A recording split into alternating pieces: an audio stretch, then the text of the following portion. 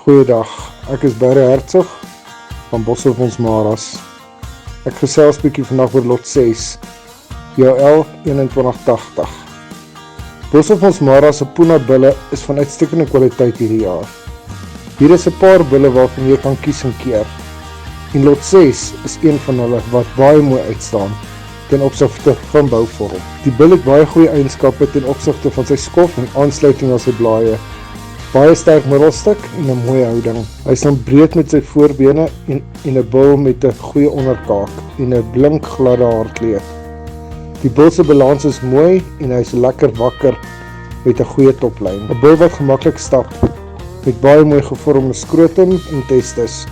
Mooi simmetries, naalvel en skede is netjies. Goeie kloue en 'n goeie onderlyn. Onderlyn is baie mooi parallel met die toplyn.